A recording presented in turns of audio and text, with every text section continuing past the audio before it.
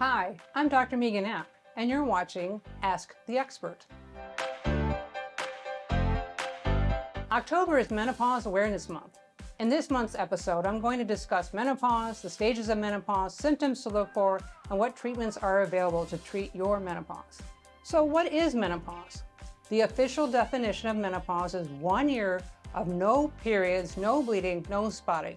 So it's actually a retrospective diagnosis. You look back and realize you haven't had a period for a year. What would you expect the symptoms to be in perimenopause and menopause?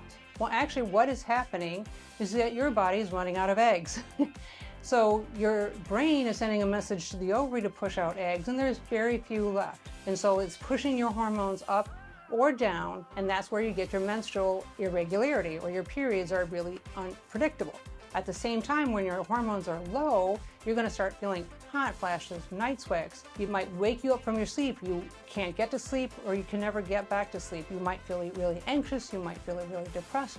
And the symptoms list is getting longer and longer. You need to start watching your symptoms and writing them down. And then if you are concerned that you have perimenopause or menopause, or you already know you've missed a year of periods and you're feeling miserable, you need to find a menopause provider who is willing to talk to you about the treatments. The treatments are wide and varied, but you have to understand this is a new journey in your life. And with that new journey comes new things. You can't expect that any one treatment is a magic bullet to make you feel like you were 35 again. You have to look at your lifestyle, we have to look at exercise, we have to look at diet, we have to look at stress reduction, and then there's many non-hormonal and hormonal treatments to help you through the transition and those treatment of symptoms. A very common question I'm asked, or a patient will mention, is that I have a family history of breast cancer, so I can't be on hormones. Did you know that's not true? One question I always ask first is who had the breast cancer in your family? The stronger side is your mother's side, not your father's side. So if your father's grandmother had breast cancer, that's not really putting you at risk. What I'm looking at is if your mother had it, you have a sister, a cousin, or an aunt, and do you have more than one? Did they have genetic testing?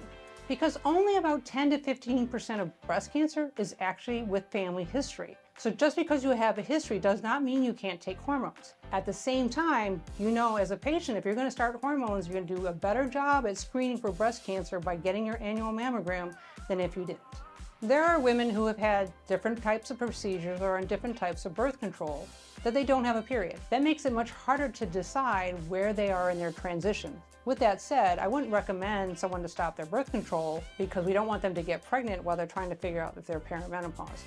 If you are experiencing symptoms of perimenopause or menopause, schedule a menopause appointment with a women's health care provider at NorthShore by visiting NorthShoreHealth.org.